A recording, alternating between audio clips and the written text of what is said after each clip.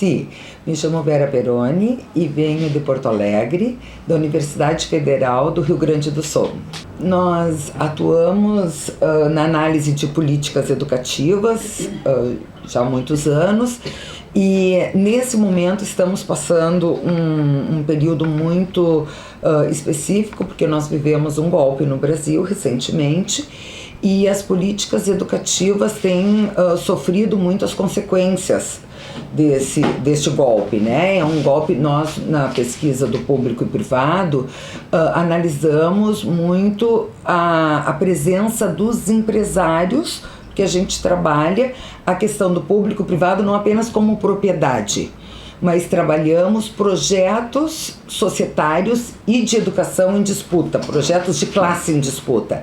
Então a gente trabalhava sempre a presença do privado mercantil dentro da educação pública. Com o golpe nos últimos anos, a gente percebe a presença de outros sujeitos.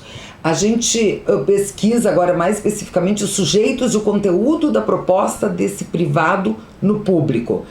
E agora, especificamente, nós estamos vendo um setor que, para além dos empresários, que continuam muito fortes, né, também um setor neoconservador, muito vinculado a igrejas pentecostais, enfim, que estão atuando muito, tanto na reforma do ensino médio, quanto na base curricular.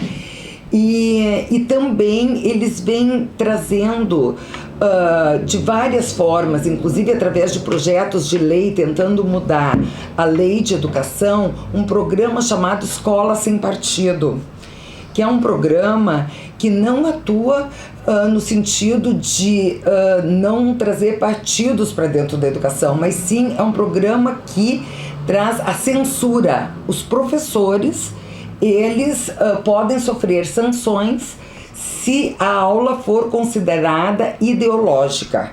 E uma aula considerada ideológica, para os membros do Escola Sem Partido, se elas trabalharem com questões vinculadas ou a temáticas mais de esquerda, mais progressistas, ou vinculadas às questões da diversidade, como principalmente a questão de gênero, a questão homossexual, a questão de raça. Então fica proibido dos professores trabalharem com essas questões em sala de aula. O sea que les quieren cambiar los contenidos. Sim, eles querem cambiar os conteúdos de diversas formas, e uma delas é censurando os professores. Os professores não podem dar aula que eles considerem que seja contra os princípios dos pais. Então, questões mais conservadoras da sociedade, enfim, que nós estávamos no Brasil dando os primeiros passos no sentido de construir uma democracia nesse sentido, que é uma escola mais vinculada às questões sociais, de direitos sociais, e também uma democracia interna da escola, em que pais, professores, estudantes, através daquilo que nós chamamos de gestão democrática, nós estamos dando os primeiros passos nesse sentido. E com esta proposta do Escola Sem Partido, eles vêm cercear a possibilidade dos professores fazerem projetos mais progressistas, que vão questionar valores conservadores muito arraigados, né, como questões vinculadas ao racismo, questões vinculadas, enfim, à própria história do Brasil, enfim, que estava cambiando as formas de se ver, mais vinculado às questões mais sociais e políticas, questionando questões da história do Brasil, questões de gênero e tal. Tudo isso vai ser considerado questão ideológica, e os professores estarão proibidos de falar sobre isso. As autoridades de esos institutos han cambiado? Los rectores han cambiado, não. Los diretores han cambiado? Não, das universidades e escolas não. Não cambiaram. Permanece igual, e é uma disputa, porque nos últimos anos no Brasil teve uma intensa modificação por um processo de democratização. E o setor mais conservador e também empresarial, mais vinculado ao setor empresarial mercantil, eles estão disputando com aqueles primeiros passos que nós conseguimos dar em termos de uma educação mais progressista e também vinculada à diversidade social e a direitos sociais. Então, na verdade, é uma disputa societária em função disso. Não chegou a ter, pelo menos nesse momento, uma questão mais impositiva de mudanças, enfim. O que está começando a acontecer, que isso é uma coisa muito séria, é que alguns professores já estão sendo censurados, e isso já está trazendo um medo e já vem cambiando, então, a forma dos professores trabalharem, porque alguns alunos já começam a filmar os professores, colocar na internet. Tem um movimento que é muito perigoso no Brasil, chamado MBL, né? Que é financiado inclusive internacionalmente pela Atlas Education, e este movimento já vem fazendo assim uma perseguição muito forte aos professores, inclusive visitando algumas escolas, sala de aulas, as escolas que estavam se posicionando contra a reforma da Previdência, e trazendo os alunos a entenderem melhor o contexto atual, já começam a sofrer sanções. Acá no Uruguay hay una gran preocupación por la parte presupuestal para la educación. ¿Qué está pasando en Brasil? Bem, no Brasil nós temos já há muitos anos um percentual constitucional que é de 25% dos impostos para estados e municípios e 18% da União. Então, isso é aquilo que a gente chama de vinculação de recursos. Eles não podem pagar menos que esses 25% dos impostos em educação.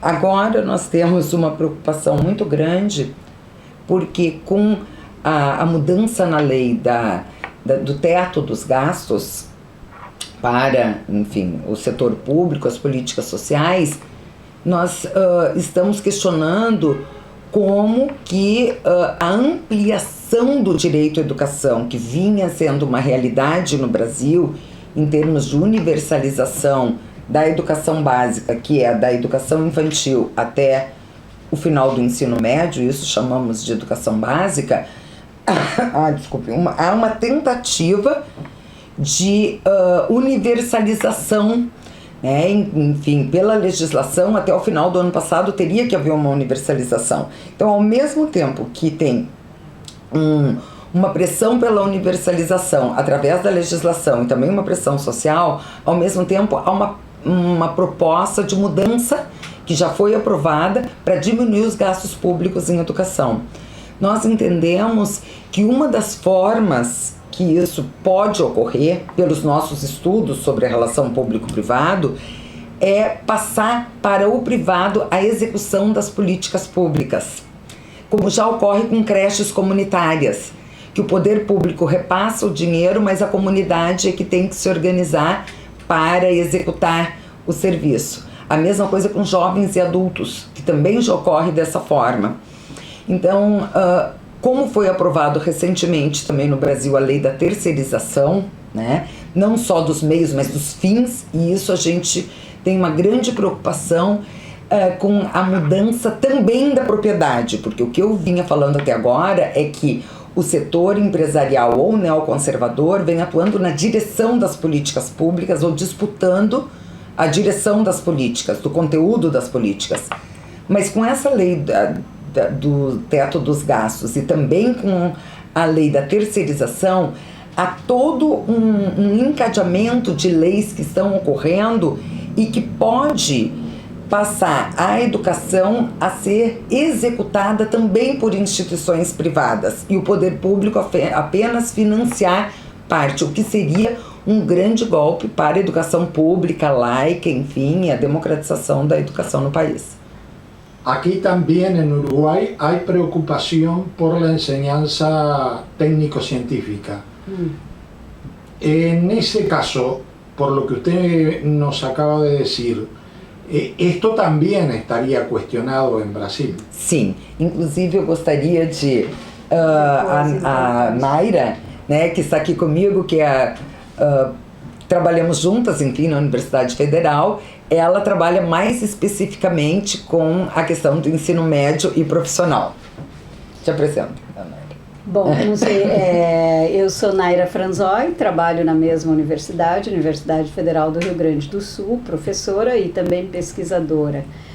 Bem, eu não sei se eu começo por isso, ou se tu queres que eu vá complementando o que se falou. Bom, em primeiro lugar, eu acho bem importante se dizer em que cenário tudo isso ocorre no Brasil.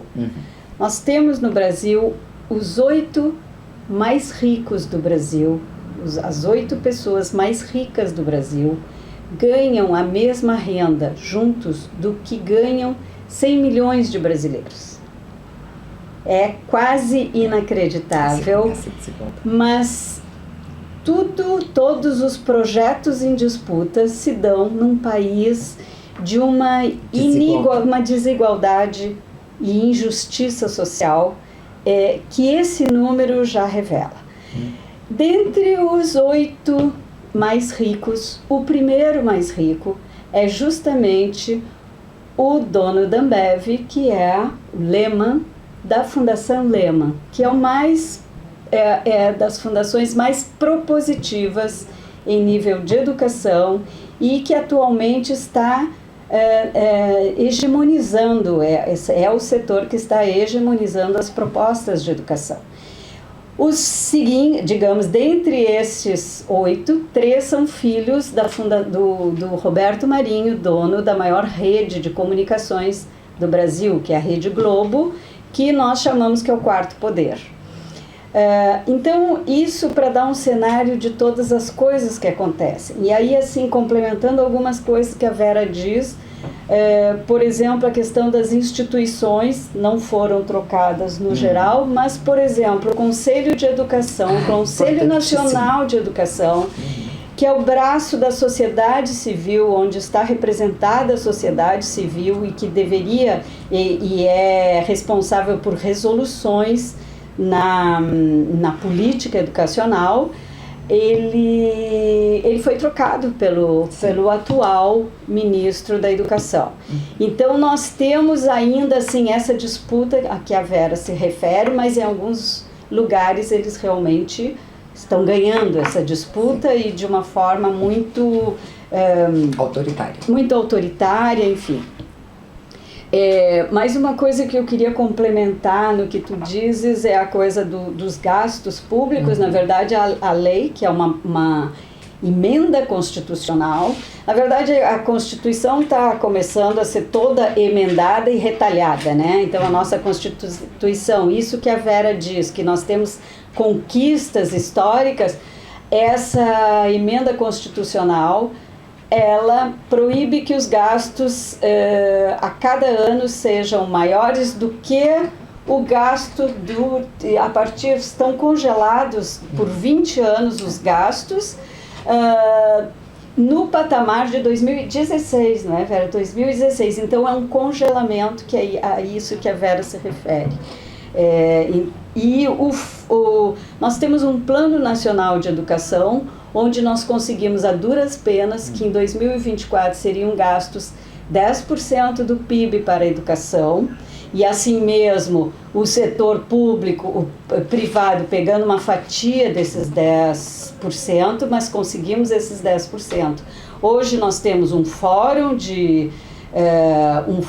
da educação que monitorava esse plano nacional, e hoje o governo retira todo o apoio a esse fórum que precisa de verbas públicas para si. Ele modifica os integrantes do fórum, e modifica tira todas as entidades que tinham representatividade da sociedade. Al inicio de la entrevista, Vera decía que había habido un golpe, sí. O sea, había habido un cambio, sí, a nivel gubernamental. Sí.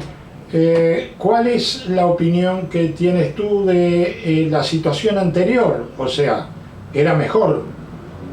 Não há dúvida. Nós tínhamos um governo que digamos assim, as duas primeiras gestões do governo encabeçado pelo governo do Partido dos Trabalhadores, mas enfim, com alianças, mas nós tínhamos uma hegemonia de projetos que eram históricos dos partidos dos trabalhadores, evidentemente com alianças e que tínhamos que fazer muitas concessões. Mas na educação nós nunca tivemos tanto dinheiro para a educação como nós tivemos nesses governos.